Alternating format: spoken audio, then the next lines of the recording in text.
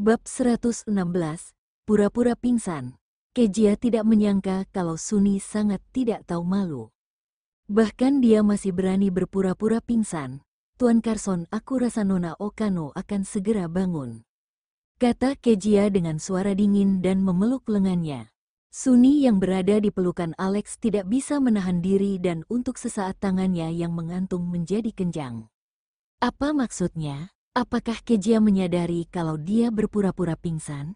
Alex juga mengerti perkataan Kejia dan menatap Suni selama beberapa detik. Dia melihat tidak ada hal yang aneh dan bertanya, "Apa yang mau kamu lakukan?" Kejia tersenyum, "Sederhana kok, lepaskan saja tanganmu dan dia akan baik-baik saja." Kalau dia tidak benar-benar pingsan, pasti akan bereaksi ketika mereka jatuh. Coba saja kalau tidak percaya. Jantung Suni berdebar kencang karena panik. Kejia benar-benar mencari cara untuk membuatnya sadar. Ini terlalu kejam. Alex mengerutkan kening. Solusi macam apa ini? Lalu gimana kalau dia benar-benar pingsan? Dia akan terluka karena jatuh. Suni menghela nafas lega. Baguslah, Alex tidak mau mendengarkan Kejia. Kejia melirik Suni yang terlihat lega dan mencibir. Karena Tuan Carson tidak mau melakukan itu, ayo kita ubah caranya. Cara apa? Alex bertanya lagi. Suni juga mendengarkan dengan tenang. Kamu agak segera tahu. Kejia tersenyum jahat, mengeluarkan ponselnya dan mengetuknya beberapa kali, lalu berjalan menuju mereka berdua. Suni panik ketika mendengar langkah kakinya. Kejia, apa yang akan dilakukan wanita ini padanya? Tapi apapun yang dilakukan wanita itu, dia harus menahan diri dan tidak boleh ketahuan. Kejia berjalan ke arah Suni dan Alex menatapnya dengan curiga. Lalu Kejia menempelkan ponselnya di telinga Suni dan memutar video di ponselnya. Bang, terdengar suara gong yang sangat keras. Alex sangat terkejut hingga tubuhnya menegang dan hampir loncat. Untungnya dia ingat sedang menggendong seseorang dan sadar tidak boleh melakukan itu. Yang membuat Kejia terkejut, Alex saja terkejut tapi Suni tetap diam. Dia masih terbaring di lengan Alex dengan mata tertutup dan seolah-olah dia memang pingsan. Kejia mengerutkan kening. Kalau orang sedang pura-pura pingsan, pasti akan melompat dan terkejut karena mendengar suara ini. Tapi Suni mampu menahan dan menunjukkan seberapa kuat tekadnya. Orang ini sangat kejam dan Kejia kalah. Tuan Carson, sepertinya tebakanku salah dan dia benar-benar pingsan. Kejia menarik lagi ponselnya dan berkata sambil tersenyum. Suni tetap tidak bangun dan tidak ada gunanya jika Kejia terus melakukan sesuatu. Selain itu dia juga terlihat seperti wanita kejam. Soal memanggil polisi, dia punya rekaman di tangannya dan bisa melaporkan kapan saja, jadi menunggu bukan masalah. Suni menghela nafas lega saat mendengar perkataan Alex. Sepertinya Kejia tidak akan memaksanya untuk bangun lagi. Tapi hal bodoh yang barusan dia lakukan, dia akan mengingatnya dan mungkin akan melakukannya lagi lain kali. Aku akan telepon kamu ketika Suni sadar. Alex menatap Kejia dan berkata dengan serius. Dia tidak menyalahkan Kejia yang menghalanginya membawa Suni ke dokter, karena sebenarnya dia juga berpikir Suni pura-pura pingsan. Tapi sekarang sepertinya dia salah menilai Suni. Memikirkan ini Alex menatap Suni dengan sedikit perasaan menyesal. Baiklah, aku tunggu telepon darimu, jawab Kejia sambil tersenyum. Alex membawa Suni ke ruang gawat darurat. Kejia juga berjalan dan ingin pergi ke departemen gastroenterologi untuk memeriksa perutnya. Dia tidak tahu apa yang terjadi, tapi perutnya semakin sakit. Tiba-tiba Hito menelepon, "Baby, kamu sudah selesai ketemu Nenek Carson?" "Sudah, kenapa?" Kejia bertanya balik sambil berjalan menuju departemen gastroenterologi. Hito mendengus dingin dan berkata, "Chris bebas karena ada pejabat yang mengeluarkannya." Tadi malam Suni pergi menemui Chris dan kemudian Chris pergi ke rumah keluarga Wang. Keluarga Wang? Kejia mengerutkan kening. Keluarga Wang sama seperti keluarga Brosnan yang merupakan wali kota di kota Anaheim? Iya, Fuzi Wang dan Chris adalah teman sekelas. Kejia mencibir, aku gak menyangka kalau keluarga Okano dan keluarga Wang punya hubungan seperti itu. Tidak, sebenarnya memang keluarga Okano pasti mudah terlibat dengan keluarga pejabat. Dulu keluarga Krishnan dan sekarang keluarga Wang. Hito cemberut dan berkata dengan kesal. Tapi segera dia tertawa lagi. Baby, kalau dilihat dari apa yang terjadi akhir-akhir ini, apakah kamu gak berpikir siapapun yang berpihak pada keluarga Okano tidak akan berakhir dengan baik? Seperti Vale dari keluarga Krishnan, Erika dan keluarga Ebiswa. Dan kayaknya keluarga Wang juga akan mengikuti jejak mereka. Kejia tersenyum, iya. Tapi keluarga Wang berbeda dan keluarga yang kuat di kota ini dan beda dari keluarga Krishnan yang asalnya dari kota lain. Keluarga Wang dan keluarga Brosnan adalah musuh dalam politik. Hito berkata dengan bahagia. Baby, kamu belum tahu, kan? Sebentar lagi ada pemilu dan keluarga Wang juga keluarga Brosnan sedang bersiap untuk dapatkan posisi itu. Seluruh kota tahu kalau Chris ditangkap tapi keluarga Wang membebaskannya. Maksudmu keluarga Brosnan akan menyerang keluarga Wang dengan hal ini? Mata Kejia berbinar. Hito menjentikkan jarinya, baby pintar. Itu benar, keluarga Brosnan pasti akan menyerang keluarga Wang dengan hal ini. Kalau sesuatu terjadi pada mereka pasti akan membenci Chris seperti keluarga Krishnan dan aku rasa mereka akan melakukan sesuatu pada keluarga Okana. Itu benar-benar berita bagus, Kejia tersenyum bahagia. Dan bukan hanya itu, Hito berkata, kali ini keluarga Okano juga sudah menyinggung keluarga Brosnan. Apa yang terjadi? Kejia tercengang. Hito tertawa terbahak-bahak. Apakah menurutmu keluarga Wang mau pertaruhkan hidup mereka dan menyelamatkan Chris hanya karena sahabat? Aku rasa tidak. Kali ini keluarga Wang dan keluarga Brosnan sedang memperebutkan posisi pejabat tapi mereka punya riwayat politik yang sama dan sulit memutuskan siapa yang akan ambil posisi teratas. Posisi teratas juga sudah kasih misi untuk mereka. Misi apa? Kejia bertanya dengan sangat penasaran. Hito mengangkat bahunya. Aku belum terlalu tahu sih, tapi mereka sedang butuh dana besar dan mencari investor. Siapapun yang punya dana paling banyak maka misinya selesai. Awalnya keluarga Okano mendukung keluarga Brosnan tapi kemudian keluarga Okano menarik dana mereka dan beralih pada keluarga Wang. Oh, jadi itu sebabnya keluarga Wang mau menyelamatkan Chris. Hito mengangguk, iya. Chris yang tiba-tiba menarik dana seperti mempermalukan keluarga Brosnan. Jika waktu misi itu berakhir, maka keluarga Brosnan akan kehilangan kesempatan untuk bersaing memperebutkan posisi pejabat di kota ini. Jadi tentu saja Chris sudah menyinggung keluarga Brosnan. Kejia tidak bisa menahan tawanya saat mendengar ini. Keluarga Okano menyinggung banyak orang kuat pada waktu bersamaan, hebat sekali. Iya, Hito setuju. Saat melihat lift akan segera tiba, Kejia hendak mengakhiri panggilan. Oke, sudah dulu ya. Aku tidak peduli soal Chris karena keluarga Brosnan yang akan mengurusnya. Tapi aku minta kamu awasi pembangunan pabrik dan suruh tim teknik percepat konstruksi. Iya, aku tahu. Kejia bergumam, mengakhiri panggilan dan berjalan ke lift. Di Departemen Gastroenterologi, dokter mengambil lembar pemeriksaan Kejia dan duduk di kursi dengan wajah serius. Kejia memegang tangannya dengan sedikit gelisah.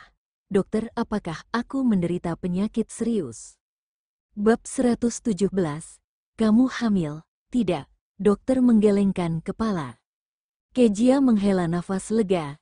Ini berarti tidak ada masalah di tubuhnya. Dia melihat ekspresi serius di wajah dokter dan mengira dirinya mengidap penyakit yang mematikan. Terus dokter, ada apa denganku? Kejia menatap dokter dan bertanya. Dokter menaruh lembar pemeriksaan di tangannya. Aku tidak terlalu yakin, jadi lebih baik kamu pergi ke Departemen Ginekologi dan Kandungan untuk periksa. Karena kondisimu ini lingkupnya mereka, kandungan dan ginekologi. Sudut bibir Kejia berkedut. Jadi dia bukan sakit perut biasa? Dan kenapa harus pergi ke Departemen Kandungan? Ya, aku mendiagnosis kamu hamil dan aku sarankan kamu pergi ke sana. Dokter itu mengangguk, mata Kejia membesar, seperti ada suara mendengung di benaknya dan butuh beberapa waktu untuk sadar kembali. Dia membuka mulutnya dan bertanya dengan suara serak, aku hamil?" "Aku rasa iya," jawab dokter. Tubuh Kejia gemetar dan merasa seluruh dunianya berputar. "Hamil? Bagaimana dia bisa hamil?" Kejia berdiri, mengambil lembar pemeriksaan itu, berjalan dengan tergesa-gesa menuju Departemen Kandungan dan Ginekologi. Dia harus pergi ke sana untuk pemeriksaan detail. Kalau dia tidak hamil, dokter di Departemen Kandungan akan menyatakan kalau itu salah. Ding, lift terbuka. Kejia melangkah keluar dari lift, melihat sekeliling dan melihat kalau Departemen Kandungan ada di sebelah kiri. Dia berbalik dan berjalan ke kiri. Ketika Alex selesai menelepon seseorang, dia melihat sosok Kejia menghilang di sudut dan menyipitkan matanya. Kenapa dia masih ada di rumah sakit, Alex? Saat sedang berpikir, Alex mendengar seseorang memanggilnya dari belakang. Dia berbalik dan melihat seorang dokter memakai jas putih dengan senyuman jahat di wajahnya. "Ada apa?" Alex menaruh ponselnya dan bertanya dengan tenang. Boyce mendorong kacamatanya. "Suni sudah sadar dan mau bertemu denganmu." "Ya." Alex merasa lega dan berjalan cepat ke ruangan. Boyce melihat punggungnya, tersenyum tipis dan berjalan masuk. "Alex." Suni duduk di sofa dan menatap Alex dengan tatapan kosong. "Boyce bilang aku pingsan. Kenapa aku bisa pingsan?" Mendengar ini Alex mengerutkan kening. "Kamu gak ingat?" Suni menggelengkan kepala, mengangkat tangannya dan memijat dahinya. "Aku gak ingat apapun." Alex menunduk dan sulit untuk melihat sorot matanya. Setelah beberapa saat, dia bertanya lagi, "Lalu apa kamu ingat apa yang terjadi sebelum kamu pingsan?" Suni memiringkan kepalanya sebentar dan menggelengkan kepala. "Aku juga gak ingat. Aku cuma ingat kalau tadi pagi kita baikan dan aku gak ingat apapun lagi setelah itu." "Alex, apa yang terjadi padaku?" Dia menatap Alex dengan panik. "Kenapa aku kehilangan sebagian ingatanku? Apakah aku menderita semacam penyakit mematikan?" Alex tidak menjawab, hanya menatapnya dengan sangat dalam, seolah-olah dia ingin mencari tahu kebenaran dari perkataannya. "Alex," Suni merasa cemas dan memanggilnya dengan wajah bingung. Alex mengerutkan kening dan berkata dengan kesal, "Kamu sungguh gak ingat apapun?" Kali ini sebelum Suni menjawab, Boyce sudah menjawab lebih dulu. Dia benar-benar tidak ingat. Ekspresi Alex sedikit berubah. Dia meragukan perkataan Suni tapi tidak dengan Boyce. Boyce bukan hanya temannya tapi juga seorang ahli bedak muka terkenal dan tidak mungkin bisa berbohong. "Apa yang terjadi? Kenapa Suni bisa hilang ingatan?" Alex menatap Boyce. Suni juga menatap Boyce dengan penasaran. Boyce mengeluarkan tangan dari saku jas putihnya dan memegang bagian belakang kepalanya. "Tentang ini, ayo kita keluar untuk bicara." "Aku gak boleh tahu ya," Suni berkata dengan sedih. Boyce tersenyum padanya. "Sebaiknya kamu tidak tahu dan Alex, ayo pergi keluar untuk bicara."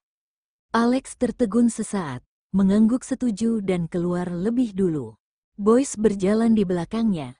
Saat dia keluar, tiba-tiba menoleh dan mengedipkan mata pada Suni. Suni tersenyum dan mengangguk. Melihat responnya, Boyce menoleh ke belakang dan menutup pintu ruangan. "Katakan padaku apa yang terjadi." Alex berhenti dan bertanya. Boyce mengeluarkan sebungkus rokok dari sakunya, mengambil satu dan menyerahkannya. "Mau satu?" Alex bahkan tidak melihatnya. Boyce tahu kalau pria itu tidak mau, mengambil lagi rokok itu, menyalakan dan menghisapnya. "Suni mengidap skizofrenia." "Apa?" Alex berkata dengan gemetar. Boyce menjentikkan abu rokok. Tepatnya dia bukan cuma penderita skizofrenia tapi juga kepribadian ganda. Dia punya kepribadian jahat dan akan melakukan hal-hal buruk. Alex mengepalkan tangannya dengan keras. Kenapa dia bisa punya kepribadian ganda? Boyce menghembuskan asap.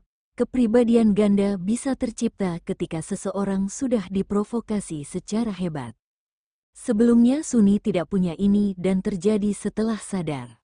Apakah kamu ingat ketika Suni bangun dan tahu kamu sudah menikah? Aku rasa kepribadian itu muncul karena hal ini. Jantung Alex berdebar saat mendengar ini.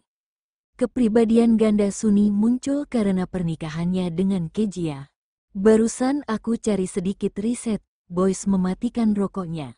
Kepribadian gelap Suni sangat benci mantan istrimu dan mungkin itu karena mantan istrimu sudah mengambil yang seharusnya jadi miliknya. Alex mengernyit dengan kesal. Ini tidak ada hubungannya dengan Kejia. Saat itu aku yang tidak menolaknya. Jadi alasan terbesar adalah karena dirinya sendiri. Boyce menatapnya. Alex, kamu membela mantan istrimu? Oke, sekarang kita sedang bicara soal Suni dan kenapa kamu bahas ini. Alex berkata dengan kesal. Boyce menatapnya dan tersenyum. Kamu benar. Apakah kepribadian gelap Suni akan muncul ketika melihat Kejia? Tanya Alex. Boyce mengangkat bahu. Aku tidak tahu. Tapi biasanya kepribadian itu muncul saat merasa terancam. Mungkin saja sebelumnya mantan istrimu melakukan sesuatu pada Suni dan menyebabkan kepribadian gelapnya muncul, kan? Tidak mungkin, tanpa sadar Alex menjawab. Boyce menyipitkan matanya. Alex, kamu masih bilang kalau tidak membelanya. Aku tidak membelanya, tapi dia tidak mungkin melakukan itu. Kata Alex dengan dingin. Dia merasa Kejia tidak melakukan apapun.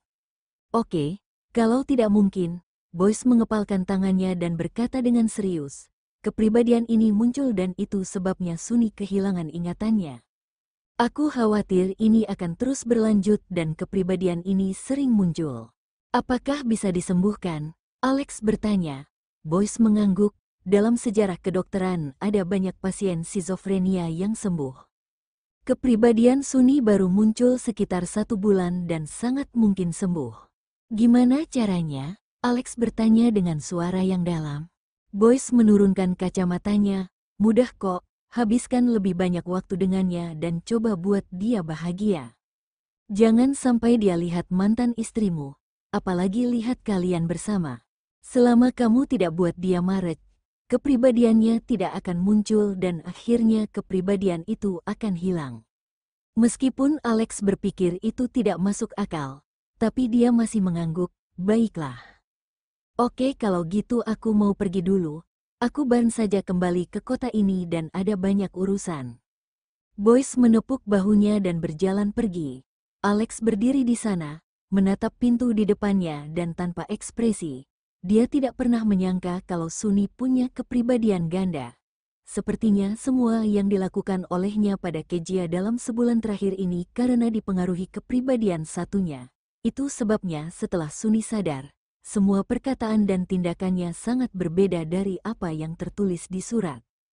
Bab 118, Kepribadian Ganda. Tiba-tiba terdengar suara tangis. Alex langsung membuka pintu ruangan. Suni terlihat takut, tertegun sejenak lalu segera berbalik dan berjalan masuk. Suni, Alex memanggilnya. Suni berhenti, mengangkat tangan untuk menyeka air mata, kemudian berbalik dengan memaksakan senyum. Alex, kamu sudah selesai bicara dengan Boyce? Alex mengangguk, menatapnya dan bertanya, kamu dengar semuanya? Suni mengangguk dan matanya berkaca-kaca lagi. Alex, apakah aku benar-benar punya kepribadian ganda? Alex ingin mengatakan sesuatu tapi pada akhirnya dia tidak mengatakan apapun dan hanya menjawab Suni menutupi wajahnya dan menangis sedih. Maaf Alex, aku gak tahu, aku benar-benar gak tahu, Gak apa-apa, Alex memeluknya dengan sedih. Ini bukan salahmu dan kamu gak perlu minta maaf. Tapi barusan aku dengar Boyce bilang aku punya kepribadian gelap yang membenci Nona Winnie. Dan apakah dalam ingatanku yang hilang, aku lakukan sesuatu padanya? Suni meraih kerah baju Alex dan matanya memerah saat bertanya. Alex menunduk dan menjawab dengan suara dalam, kepribadianmu itu mendorong Kejia dari tangga. Hah, Suni terkejut. Kenapa bisa seperti itu? Aku mau coba membunuh Nona Winnie. Bukan kamu, tapi kepribadianmu satunya. Alex membelai rambutnya dan mengoreksi. Suni menggigit bibirnya dan suaranya tersedak oleh isak tangis. Meskipun itu kepribadianku yang lainnya, tapi itu tetap itu. Itu sebabnya aku melakukan sesuatu pada Nona Wine untuk beberapa kali. Aku tahu aku salah tapi gak bisa mengendalikan diri. Itu semua karena aku sakit jiwa. Suni menamparkan dirinya sendiri. Suni, jangan lakukan itu. Alex dengan cepat menarik tangannya. Aku bilang ini bukan salahmu. Ini salahku. Aku bukan cuma menuduhnya menabrakku, tapi juga membuat Nona Wine jatuh dan sekarang aku sudah mendorongnya dari tangga.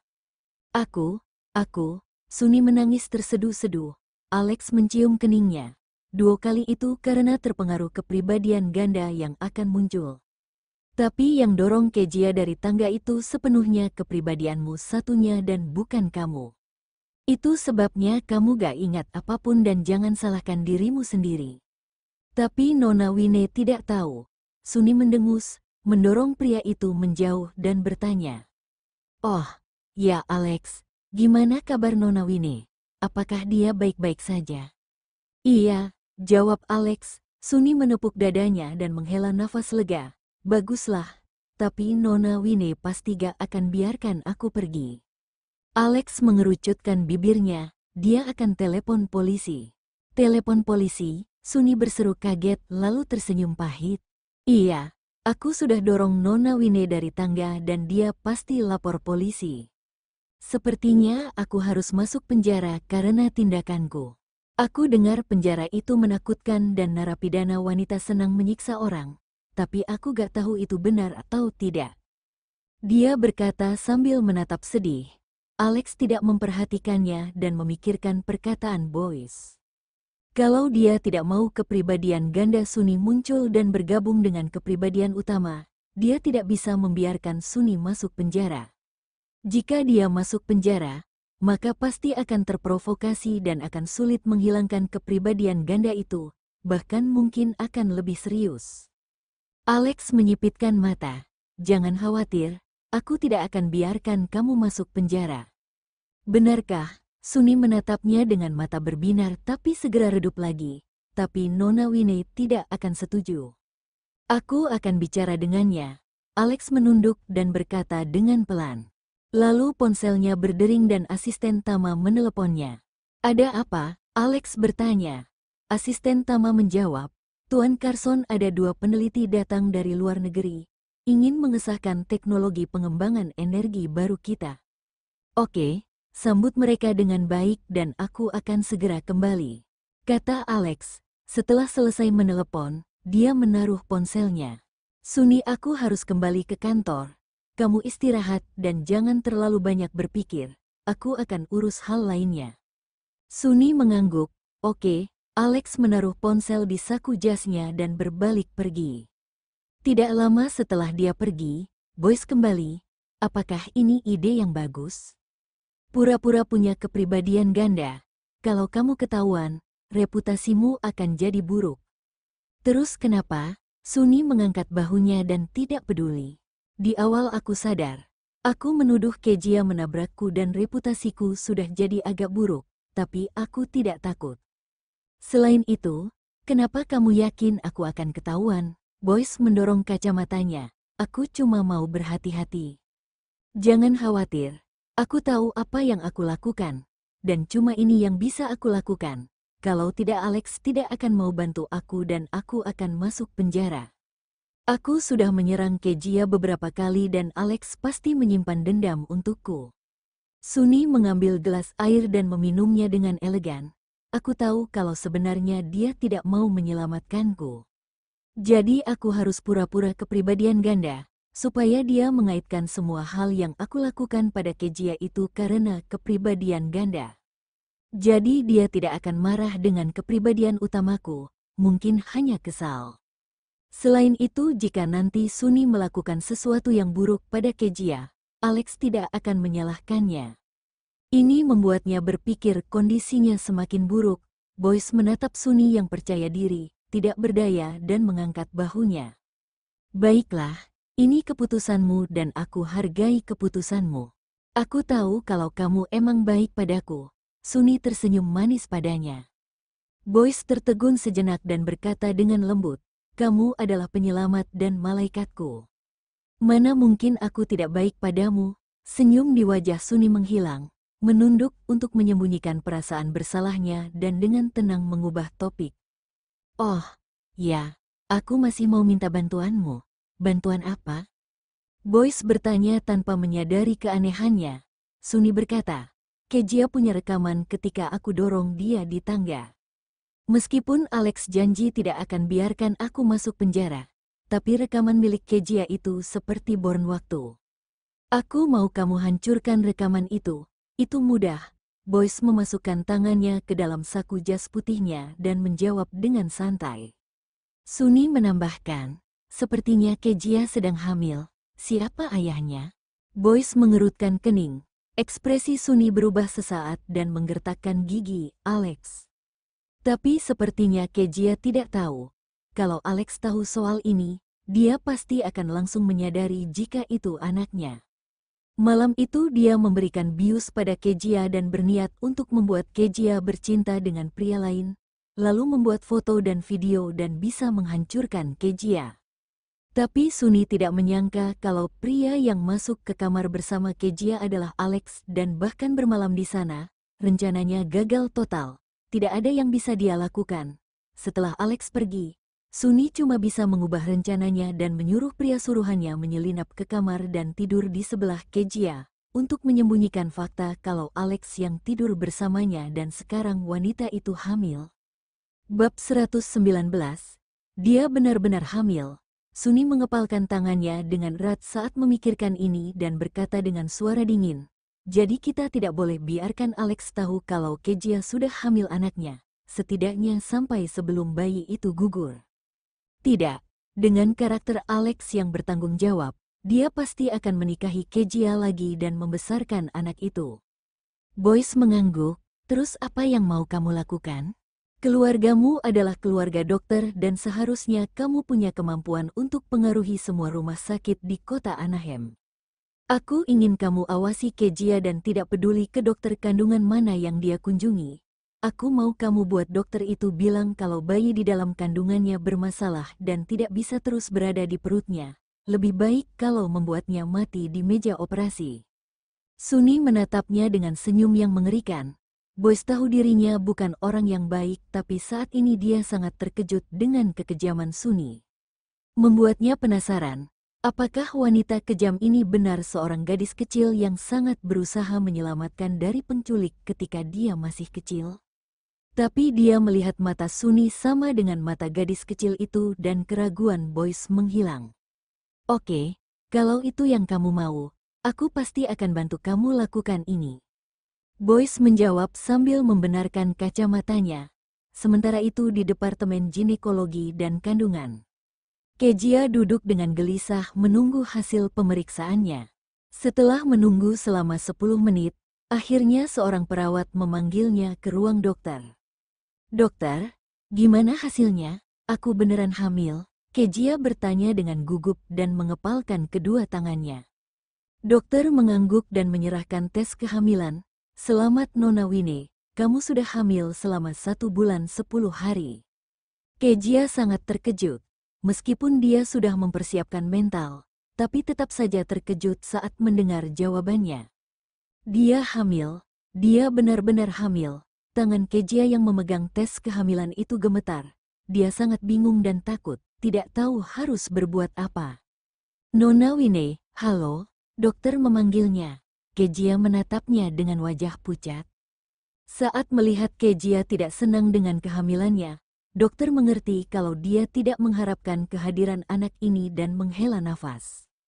Kalau Nona Wine tidak mau anak ini, bisa dioperasi untuk digugurkan IBI awal dan tidak terlalu beresiko. Pemulihan juga IBI cepat, operasi. Kejia terkejut. Dokter mengangguk, "Iya. Bukannya Nona Wine tidak mengharapkan kehadiran anak ini?" Aku tidak bilang begitu." Kejia tanpa sadar memegangi perutnya. Entah kenapa dia juga tidak mau menggugurkan anak ini. Dokter juga bingung. Lalu Nona Wine berencana membesarkannya? Membesarkannya? Kejia menggigit bibirnya. Aku aku juga tidak mikir gitu. Kehadiran anak ini terlalu mendadak sehingga dia belum bisa menerima sepenuhnya. Mana mungkin dia bisa membuat keputusan secepat itu. Dokter juga tidak terkejut saat melihat Kejia yang tidak mau aborsi juga tidak mau membesarkan bayinya. Dia sudah terlalu sering melihat situasi seperti ini dan berkata sambil tersenyum. Karena Nona Wine belum buat keputusan, jadi kamu harus diskusi dengan ayahnya sebelum buat keputusan. Kejia memaksakan senyum, bangkit berdiri dan pergi. Sepanjang jalan, pikirannya sangat rumit dan terus memikirkan soal kehamilannya, sehingga dia beberapa kali hampir menabrak saat mengemudi. Untungnya akhirnya Kejia berhasil mengendarai mobil dan kembali ke grup Sky. Setelah turun dari mobil, dia menundukkan kepala sambil berjalan dan hampir menabrak dinding. Tiba-tiba ada lengan yang terulur dan menariknya ke belakang. Kejia menabrak dada yang keras, mencium aroma min yang dia kenal, mendongak dan bertanya dengan bingung, "Kenapa kamu ada di sini?" Alex tidak menjawab pertanyaannya dan berkata dengan kesal, "Kamu ngapain sih? Kamu jalan sambil menunduk. Kalau aku gak bantu kamu, kamu sudah menabrak dinding."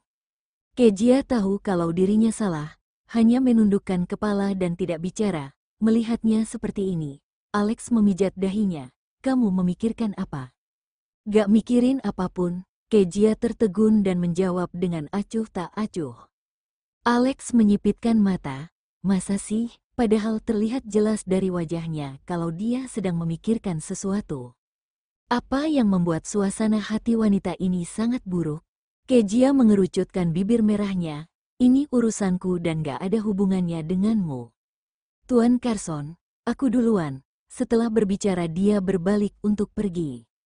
Tapi Alex menariknya lagi, tiba-tiba dokumen yang Kejia pegang terjatuh ke lantai. Alex melihat ke bawah dan melihat nama rumah sakit di dokumen itu. Itu adalah rumah sakit tempat neneknya dirawat. "Kamu terluka tapi gak kasih tahu aku?" Alex meraih lengan Kejia dan memegangnya dengan keras. Kejia mengerutkan kening. "Enggak kok, kamu yakin?" Alex menyipitkan mata dan tidak mempercayai kata-katanya. Sebelum Suni sadar, dia melihat Kejia berjalan ke sisi lain di rumah sakit. Meskipun tidak tahu departemen apa di sana, tapi sepertinya Kejia memeriksa sesuatu setelah jatuh. Apa itu jika bukan karena terluka? "Kamu jatuh dan organ dalammu yang cedera?" Alex bertanya lagi. "Tuan Carson, kenapa banyak tanya? Ini urusanku dan apa hubungannya denganmu?" Kejia tersenyum sinis. Setelah bertanya banyak, Kejia masih tidak menyadari kalau dirinya penting bagi Alex dan pria itu mengkhawatirkannya. Saat melihat Kejia tidak mau menjawab, Alex hanya bisa membungkuk untuk mengambil dokumen yang terjatuh. Saat melihat ini ekspresi Kejia berubah, langsung bergegas mengambil dokumen itu duluan dan menyembunyikannya di belakangnya. Dia tidak mau pria itu tahu. Alex mengerutkan kening dan dia yakin kalau ada yang salah dengan tubuh Kejia. Karena wanita itu tidak mau mengatakannya, maka dia akan memeriksanya sendiri ketika menjenguk nenek. Saat ini ada sebuah mobil merah melaju dan berhenti di samping mereka berdua. Pintu mobil terbuka dan Hito keluar dari dalam, menutup pintu mobil dengan kencang, berjalan ke arah Kejia dan menatap waspada pada Alex. "Kenapa kamu di sini?" Alex meliriknya acuh tak acuh dan menatap Kejia lagi. "Aku datang mau bicarakan sesuatu denganmu." "Ada apa?" Kejia mengerutkan kening dengan curiga. Dia tidak berpikir mereka punya sesuatu yang membuat Alex mendatanginya untuk bicara. Alex tahu apa yang akan dia katakan selanjutnya mungkin akan membuat wanita di depannya marah. Karena itu dia tidak langsung bicara, terdiam sejenak dan berkata dengan sedikit bersalah, "Tentang apa yang terjadi hari ini, bisakah kamu jangan dulu lapor polisi?" Ekspresi Kejia berubah muram. "Apa maksudmu? Kamu suruh aku enggak lapor polisi?" Alex menjawab, "Iya." Kejia tertawa marah. "Alex, apa maksudmu? Kamu gak merasa keberatan ketika aku mau lapor polisi? Tapi sekarang kamu tiba-tiba merasa keberatan. Apa maumu, baby? Apa yang terjadi?" Hito menatapnya dan Alex dengan bingung. Tapi mereka berdua mengabaikannya. Alex menunduk. Aku tahu ini menyulitkanmu, tapi... Tidak ada tapir. Kejia mengepalkan tanganannya dan memotong perkataannya. Alex, Suni mau bunuh aku. Dia dorong aku dari tangga dan sudah jelas dia mau aku mati. Tapi kamu minta aku jangan lapor polisi dan biarkan dia pergi. Kamu gila atau sinting? Suni dorong kamu dari tangga? Hito akhirnya mengerti apa yang terjadi. Tubuhnya gemetar karena marah dan menatap Alex dengan tajam. Akhirnya Hito tidak bisa menahan amarahnya lagi dan memukulnya. Alex, kamu gila? Kamu minta Kejia melepaskan orang yang mau membunuhnya? Dari mana kamu punya keberanian kayak gini? Siapa kamu sampai minta hal itu? Alex tidak menyangka Hito akan memukulnya dan membuatnya mundur lalu terjatuh. Sudut bibirnya berubah ungu dan ada darah yang mengalir. Kejia juga terkejut. Setelah sadar dia langsung melangkah maju. Kamu gak apa-apa? Bab 120. Apapun yang kamu mau. Tatapan Alex berubah lembut saat mendengar Kejia yang khawatir. Dia menyeka darah dari sudut mulutnya, bangkit berdiri. Tepat ketika dia akan menjawab kalau dirinya baik-baik saja, Hito sudah berjalan ke arahnya. Kejia menarik tangan Hito dan melihat ke bawah. Tanganmu baik-baik saja. Amarah Hito mereda dan tersenyum. Baik-baik saja kok. Baguslah. Kejia menghela nafas lega. Tatapan Alex berubah muram. Auranya berubah dingin dan ekspresinya berubah menakutkan. Ternyata Alex sudah terlalu berharap dan Kejia sama sekali tidak khawatir padanya. Itu benar. Hito adalah pacarnya dan wajar saja kalau Kejia mengkhawatirkannya. Tapi kenapa Alex jadi sangat kesal? Alex mengepalkan kedua tangannya dan ekspresinya sangat dingin. Kejia mengabaikannya dan menjentikkan jari di dahi Hito. Kamu itu tiba-tiba mukul orang. Aku jadi takut setengah mati. Siapa suruh dia jadi orang yang gak tahu malu? Hito mendengus ke arah Alex. Ekspresi Kejia juga berubah dingin dan menatap Alex. Pergilah Tuan Carson. Aku tidak akan menyerah dan tetap lapor polisi. Alex menunduk. Apa yang kamu inginkan? Apa? Kejia terkejut. Alex menatapnya dan berkata, selama kamu janji tidak lapor polisi, kamu bisa minta apapun. Kamu bajingan. Hito hendak memukulnya lagi. Kejia menghentikannya dan tersenyum sinis pada Alex. Kamu tanya apa yang aku mau? Iya, Alex mengangguk. Kejia menyipitkan matanya. Oke kalau kamu bilang gitu. Kalau gitu aku mau grup Carson atau grup Marriott. Kamu bisa pilih satu. Kalau kamu bisa kasih aku salah satunya, aku tidak akan lapor polisi. Mata Hito berbinar. Ide yang bagus, baby. Alex tidak menyangka kalau Kejia sangat ambisius dan mengerutkan kening. Kejia, kamu mau mempermainkanku? Kamu tentu tahu aku tidak mungkin berikan itu padamu. Kejia mengangkat bahu dan mencibir. Iya, aku cuma mempermainkanmu. Jadi kamu tidak perlu repot-repot hentikan aku lapor ke polisi. Karena itu tidak akan terjadi dan aku akan buat Suni masuk penjara. Lalu dia menarik Hito dan berjalan menuju lift. Awalnya dia cukup bersyukur karena Alex datang tepat waktu untuk menyelamatkannya. Kalau tidak mungkin dia sudah mati. Tapi sekarang dia sudah tidak lagi bersyukur dan merasa jijik. Dia berpikir memanjakan kekasih adalah haknya, tapi kalau sampai melanggar hukum atau moral, itu sangat tidak manusiawi. Alex menatap kepergian Kejia dan tidak menghentikannya. Karena dia tahu tidak ada gunanya menghentikannya dan lebih baik cari cara lain untuk menyelamatkan Suni. Setelah itu dia berbalik dan pergi. Di sisi lain, di dalam lift. Hito masih berkata dengan marah. Alex gak tahu malu. Kenapa dia masih bisa minta hal seperti itu? Sudahlah, aku udah gak marah lagi, tapi kenapa kamu masih marah? Kejia tersenyum saat melihat ekspresi marahnya. Hito cemberut, baby kamu benar udah gak marah lagi? Iya, terlalu lama marah itu gak baik dan apalagi dia bukan orang penting. Kejia menjawab dengan acuh tak acuh. Hito berkata dengan semangat, itu benar baby, mereka cuma orang gak penting, tapi... Apa? Kejia melangkah keluar dari lift. Hito mengikutinya. Alex pasti akan berusaha menghentikanmu dan aku takut dia akan melakukan sesuatu. Kalau benar seperti ini, biarkan saja dia lakukan sesuatu. Lagi pula aku sendirian dan paling akan mati bersama. Hito kaget. Baby, jangan bilang gitu. Apa yang harus aku lakukan kalau kamu gak ada? Kejia menatapnya dengan datar. Aku cuma asal bicara, tapi kamu serius banger. Tapi jika Alex benar-benar membuatnya marah, dia juga bisa memaksanya untuk menyelesaikan. Mereka tiba di ruangan. Kejia membuka pintu dan masuk, mengeluarkan ponsel dan menelepon polisi. Setelah polisi mendengar tentang pembunuhan yang disengaja, mereka langsung pergi untuk menangkap Suni yang ada di rumah sakit. Suni sangat bingung, terkejut juga panik saat dia ditangkap. Apa yang terjadi? Bukannya Alex bilang akan membujuk Kejia supaya tidak lapor polisi? Tapi kenapa Kejia masih melapor pada polisi? Suni dibawa ke ruang interogasi polisi dengan wajah pucat. Seseorang dari kantor polisi segera memberitahu Kejia. Baiklah, terima kasih dan aku akan segera ke sana. Kejia menaruh ponselnya tanpa ekspresi dan berdiri. Baby, aku temani kamu ya. Hito langsung menaruh cangkir kopinya. Kejia menggelengkan kepala. Gak usah, kamu tetap di sini. Baiklah, Hito menjawab dengan enggan. Aku pergi dulu.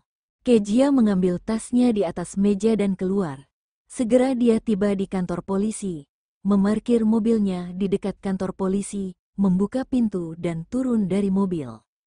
Baru saja dia berjalan 2 langkah, tiba-tiba terdengar suara sepeda motor di belakangnya. Kejia menoleh ke belakang dan melihat sepeda motor hitam besar bergegas ke arahnya dengan kecepatan tinggi. Wajah Kejia menjadi pucat karena takut, kakinya menjadi kaku dan tidak bisa bergerak. Saat melihat motor itu akan menabraknya, tanpa sadar dia memejamkan matanya.